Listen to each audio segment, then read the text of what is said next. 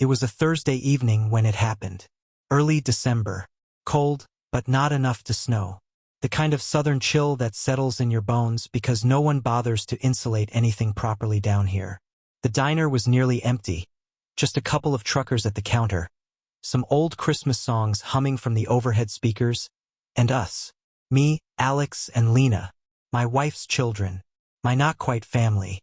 They sat across from me in the booth like strangers forced to share space. Alex with his earbuds half in, drumming his fingers against the faux leather seat like he wanted to be anywhere else. Lena chewing on her straw, scrolling through her phone, eyes flickering without focus. I had picked them up from school because Kelly asked me to. She was working late again, holiday shifts at the hospital. I didn't mind, not at first. I used to enjoy this little routine. School pickup, a shared dinner, maybe a talk about homework or their day. A quiet attempt at bonding. I believed in that once, the idea that consistency could build something real. They ordered without looking at me. Burger, fries, milkshake for Alex. Chicken tenders, Caesar salad, Coke for Lena. Nothing extravagant but casual, automatic, like I was a debit card, not a man. They gave their orders to the waitress as if I weren't even at the table. I nodded anyway, told her, "Make that 2 waters for the table." She smiled politely. I don't think the kids even noticed. We sat in silence for a while. Alex had one AirPod in now, just one, maybe pretending to listen to me. Lena tapped her nails against her phone case, their faces lit by the glow of their screens, while mine reflected nothing back. I tried. I always try. That's the part no one sees. "So," I said gently, "just a reminder, school meeting tomorrow. Your teachers asked that at least one parent be present. I'll take the afternoon off work." Lena leaned back. Her eyes rolled so hard I thought she might see into her own skull. She didn't even look at me when she said it. "Just pay and stay out of our way." Just that. 7 words. No sarcasm. No laughter. Just a bored teenager with a sharp tongue and no idea how deep she was cutting. Alex smirked. He didn't say anything. He didn't have to. My heart didn't race. My breath didn't catch. No dramatic reaction. I just sat there watching them like I was seeing them for the first time. I think that's what broke me, how normal it felt. How unsurprising. I pulled out my wallet, slipped 2 20s onto the table, and stood up. I didn't say goodbye. Didn't wait for the food to come. Just turned to the waitress as she passed and said, "This'll be the last time. Thanks." Her eyes flicked to the kids, then back to me. She nodded. I think she understood more than they ever did. I walked out the door into the night, the cold air biting through my coat like a warning I had ignored for too long. My boots hit the sidewalk with a finality I didn't expect. The world felt both heavier and quieter than before. No one followed me. No one called out. And that silence, God, that silence was louder than anything they could have said. My name is Matt. I'm 45 years old. I live in South Carolina. I've been married to Kelly for 6 years. No children of my own. Never got that far in my first marriage. When I met Kelly, she already had 2. Alex, then 11, and Lena, barely 9. Their father, Jason, vanished after the divorce papers were signed. He sends the occasional birthday text. A Christmas card, maybe. But he's not here. Never was. I stepped in. I told myself I could be what he wasn't. I could be the man who showed up, stayed, kept his promises. That was my mistake. 4 years, I drove them to school, to volleyball practice, to dentist appointments. I sat through recitals and track meets. I kept Gatorade in the back seat and Band-Aids in the glove box. I called them Kiddo and Bud because I didn't want to force Dad on them. I thought if I earned it, it would come. Instead, I earned a new name, nothing. They never said it, not out loud. But in every sigh, every skipped thank you, every eye roll and whispered joke behind my back, the message was clear. I was tolerated, like a distant uncle who overstayed his welcome, like a hired hand who got too comfortable at the dinner table. Still, I stayed, because I loved Kelly, because I believed that love meant taking the whole package, even when the package kicked back. I remember when Lena had the flu in 8th grade. Kelly was working nights then. It was me who stayed up with her, cleaned the vomit, changed the sheets, held her hair while she cried. I called the school. I made soup. She didn't say thank you, but I didn't expect it. I told myself love wasn't about applause. It was about presence. Or when Alex broke his wrist skateboarding. Guess who left work early, drove to the ER, filled out the insurance paperwork, waited 3 hours in that godforsaken fluorescent light, and held his jacket while the nurse set the cast. Not Jason. Not Mom. Me. I was there. Every time. And yet, sitting in that diner, hearing Lena say those 7 words with all the warmth of a stranger spitting gum on the sidewalk, I realized none of it mattered. Just pay and stay out of our way. I think about those words a lot. Not just what they said, but what they revealed. That I had never been seen. Never been wanted. Just used. My money, my time, my energy taken, absorbed, expected. It was the way she said our, too. As if I wasn't part of the unit. As if I were just some background character who wandered into their story and didn't know when to leave. I walked through the parking lot in silence, past the glowing windows and the sounds of clinking dishes. I reached my truck, unlocked it, and sat inside without turning the key. The cold crept in through the windshield. I could still hear her voice echoing in my head. I looked back through the diner window. They were still sitting there, laughing now, probably talking about me. Or not. Maybe I didn't even register that high. I waited a minute, maybe 2, just long enough to give them a chance. No one came out. No one called. No footsteps behind me. No text from Kelly asking if something was wrong. The world just kept moving. That's when I realized this wasn't an isolated moment. It was the end of a slow erosion. Not a snap, but a rot. A quiet corrosion of dignity, day by day, sigh by sigh. That night, I didn't go home. I drove past the neighborhood, circled the block once, then parked in an empty lot near the old football field. I sat there with the engine off, watching the breath fog up the glass, asking myself one question over and over. What was I still trying to prove? They had drawn the line, not with cruelty, but with indifference. And sometimes that hurts more, because it doesn't even come with passion.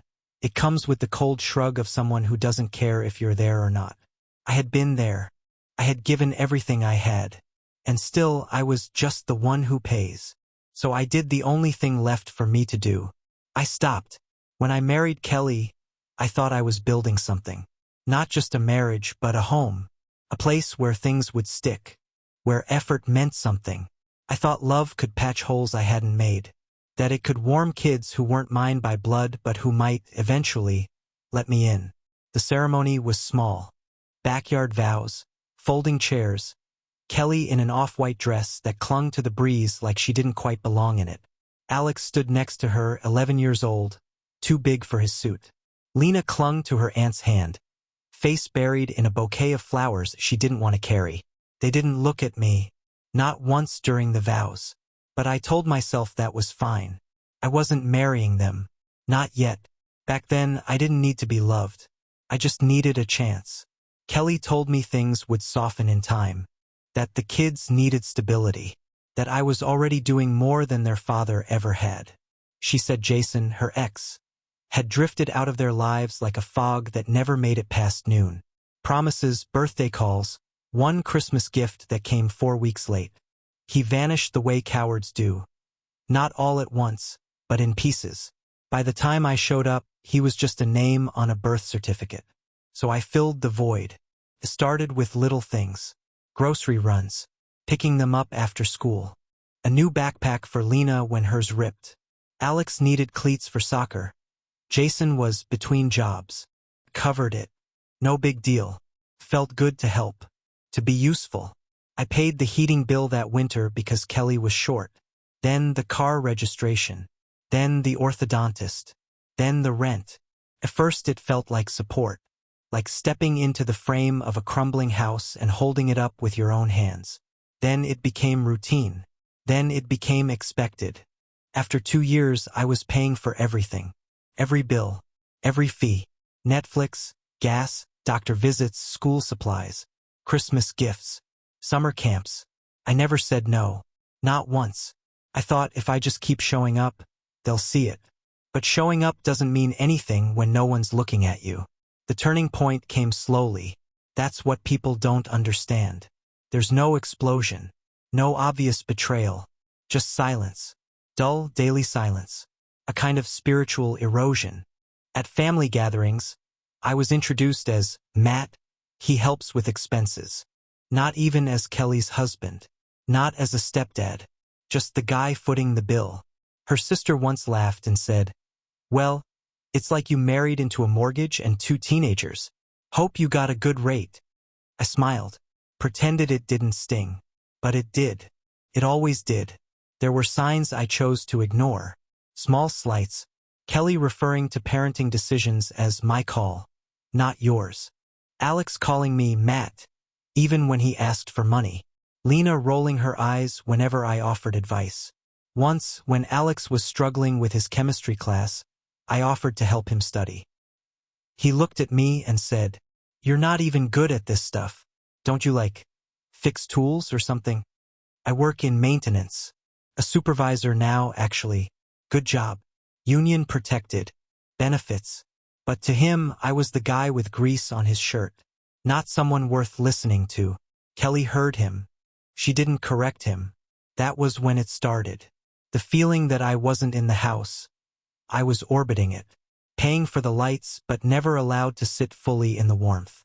My voice didn't carry in that place. Not unless Kelly repeated it. I could ask them to clean their plates, but they'd wait for her to echo the request before moving. Like I was background noise that needed translation. And still I stayed, because leaving would have felt like giving up. And I wasn't raised to give up on anything. I told myself that maybe it was my role. The quiet provider. The man who doesn't ask for thanks because he believes the roof is gratitude enough. The dinner table. The working car. The heat that clicks on in winter. The rides, the clothes, the steady presence. I believed in that for a long time. But belief doesn't buy you respect. 2 years ago, Lena turned 13. She had friends over. I bought pizzas, cleaned the kitchen, even put together the lights for her TikTok videos because she didn't know how to mount the ring stand. She didn't thank me. Not once. At the end of the night, one of her friends asked if I was her dad. I heard Lena say, "No, that's just my mom's husband." I laughed to myself when I heard that.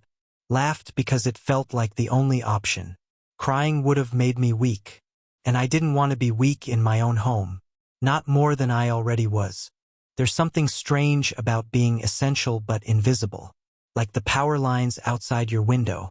No one notices them unless they go out. It didn't get better. If anything, it got worse.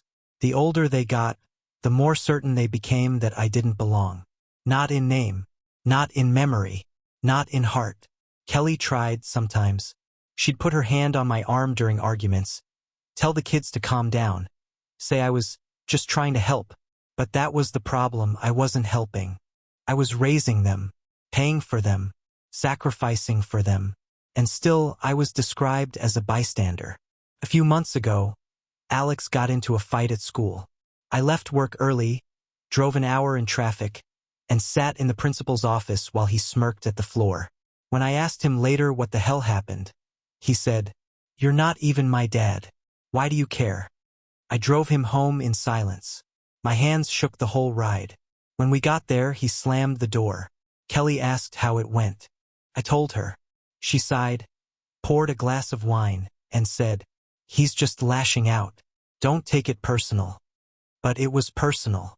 It had always been personal. Every ignored gesture, every corrected title, every silence after sacrifice. It was all personal. And yet I didn't leave. Not then. Because somewhere deep down, I still believed that love meant enduring. That being a man meant swallowing disrespect until it burned away. That family, even fractured, was still worth the wait. But over time, even the strongest structure cracks. And I had been holding too much, for too long, with too little support. I had become the scaffolding for someone else's family. Essential. Unseen. I was not a man in that house.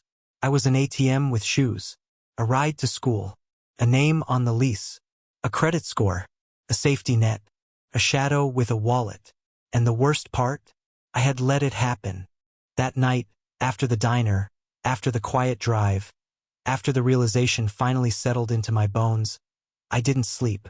I sat at the kitchen table while the house breathed around me. The refrigerator hummed. The clock ticked. Someone laughed on a TV in another room. Life went on like nothing had cracked. I opened my tablet. Not in anger. Not dramatically. Calmly. The way you open a folder you've been avoiding because you already know what's inside. There it was. Every expense laid bare. Tuition payments scheduled months in advance. Car insurance for Alex. Lena's extracurricular fees. A shared credit card labeled family. Monthly transfers to Kelly's account so she wouldn't have to worry about groceries or gas. Streaming subscriptions. Phones. Internet. Everything. All roads led to me. I scrolled slowly. Line by line. Dollar by dollar. Each number felt heavier than the last, not because of the money, but because of what it represented. Years of quiet sacrifice mistaken for obligation. Love mistaken for weakness. I thought I'd feel guilt. I didn't. I started turning things off. The credit card first. Frozen. Then the subscriptions. Then the automatic transfers. Each confirmation screen asked if I was sure. Each time I pressed yes. Not once did my hand shake. It felt surgical. Necessary. I opened a blank document and wrote Kelly a short letter. Not angry. Not pleading. Just honest. I will no longer finance what is destroying my self-respect. You're an adult. You can decide how to raise your children. But I will not be part of this dynamic anymore. Financially or emotionally. I read it twice. No insults. No accusations. Just boundaries. I sent it and closed the tablet. I packed a bag. Not everything. Just enough. Clothes. Toothbrush. Phone charger. The essentials of a man who wasn't planning on returning anytime soon. Kelly came into the kitchen while I zipped the bag. She looked confused. Tired. Like someone who assumed tomorrow would look exactly like yesterday. Where are you going? She asked. Out. I said. She frowned. Over this diner thing? You're being dramatic. That word. Dramatic. As if dignity were a tantrum. I'm being done, I replied. She didn't block the door. Didn't raise her voice. Didn't ask me to stay. She just stood there, arms crossed, waiting for me to cool off like I always did. I didn't. I paid the last bill that mattered. Rent through the end of the month. Not out of obligation. Out of closure. Then I called a cab. I stood on the porch while I waited. The house glowed behind me. Warm. Lit. Powered by years of my labor. Inside it were people who believed that would never change. When the cab pulled up, no one followed me outside. No footsteps. No calling my name. The door didn't open. I got in and shut it myself. As we pulled away, I looked at the house one last time. Not with anger. With clarity. It wasn't my home anymore. It never really had been. The next morning felt strange. Quiet. I woke up in a rented room near work. The walls were bare. The bed unfamiliar. But the air felt lighter. Like I could finally breathe without permission. The first week passed in silence. No calls. No messages. I wasn't surprised. Then the school accountant called. Polite. Professional. She said a tuition payment hadn't gone through and wanted to confirm the guardian on file. I'm not, I said calmly. Please update your records. She paused. Then said she would. That afternoon, Lena texted me. Our subscriptions aren't working. I stared at the message for a long time. Then locked the phone. A few days later, Alex complained that the car was empty. No gas. Kelly messaged me after that. Are you seriously abandoning your kids like this? I typed slowly. I'm not abandoning them. I stopped paying for my humiliation. There was no reply. A month went by. Kelly finally wrote again. You could at least talk to them. I answered once. I tried. They told me who I was. I listened. That was the end of it. I moved on. New routine. New quiet. I paid for myself and no one else. I worked. I slept. I ate meals without tension. No eyes rolling. No voices cutting me down. Sometimes I think about them. Not with rage. with distance, like a scar you forget until the weather changes. I don't feel bad about my decision, not even a little, because love without respect isn't love. The servitude, and I served long enough. The first week was nothing. No one reached out, not really. No calls from Kelly, no texts from the kids, not even a question mark hanging in my inbox. Just silence. Big, indifferent silence. The kind that tells you everything you thought mattered never really did. I waited, not because I expected apologies, but because I wanted to confirm what I already knew. I had been invisible, replaceable, functional. The house went on without me, and that told me everything. I didn't stalk their social media. I didn't ask mutual friends for updates. I lived in the quiet. A room with beige walls, a narrow window, a sagging twin bed. But it was mine. And when I turned on the lights, I knew who paid the bill. Just me. That quiet lasted 6 days. Then a call from the school. A woman I'd never met before. Voice soft, overly polite, the way people speak when they think they're delivering a minor inconvenience. She said Lena's tuition payment hadn't arrived, and the system still had me listed as the financial guardian. Could I confirm? No, I said. I'm not. She hesitated. I could hear her typing, the cursor blinking somewhere on a cold screen. Would you like to update the file? Update it to her mother, I said. Or her father, if he's still legally conscious. I hung up before she could respond. That night, Lena texted. Netflix is gone. And Disney Plus. Did something happen? That was all she wrote. Not, how are you? Not, we miss you. Not, are you okay? Just, the subscriptions are down. I stared at the screen, then closed it. I didn't respond. The following week, Kelly messaged. Gas card stopped working. Alex said the tank's empty. He was stranded after practice. I replied, I'm sure his father can help. 5 minutes later, another text. You're punishing them. No punctuation. No greeting. Just that accusation dropped like a stone. I thought about it, then replied, I'm not punishing anyone. I'm just done being a ghost with a wallet. She didn't write back. The silence that followed was different than the first. Not empty, not indifferent. This one buzzed with tension, with inconvenience, with the realization that something they'd taken for granted had actually been doing all the lifting. The next time I heard from Alex, it was through Kelly's phone. She sent a message that said, Can you please talk to him? I asked, Talk about what? She responded with a photo. Parking ticket. Apparently Alex had taken her car without permission and parked in a restricted zone. The fine was $180.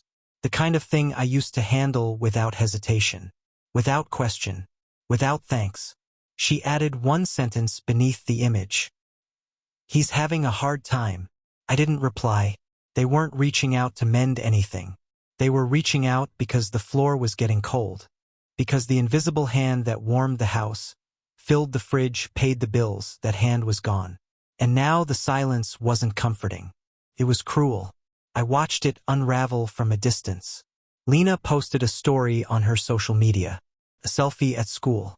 Caption. Some people just leave. I didn't screenshot it. I didn't respond. I just let it float through the ether like all the other half-truths they told themselves. They thought I'd cave, that I'd miss them more than I missed myself. But I didn't. The month mark passed. I marked it with takeout and a beer in front of a muted television. I didn't toast. I didn't celebrate. I just noted the date like you note the day you put down a burden that was never yours to carry. Then came the voicemail. Kelly again. Her voice strained. Low. Maybe whine in her throat. Maybe regret. Matt, this is getting out of hand. The kids are struggling. I'm working double shifts. I can't cover everything. You know that. You know we never expected this. She paused, then added quieter. I didn't expect this. There it was. Truth, hidden under fatigue. She hadn't expected me to leave, because I never had. No matter how deep the disrespect went, I'd always stayed. I'd always swallowed it, like a man with no breaking point. But even the ocean has a shore. I deleted the message. The next week, Kelly called again. I didn't pick up. She sent another message. You could at least talk to them. They think you hate them. I wrote back. I don't hate them. I just finally believe what they told me. She replied almost instantly. They're kids, Matt. They don't understand what they're saying. I sat with that, then wrote.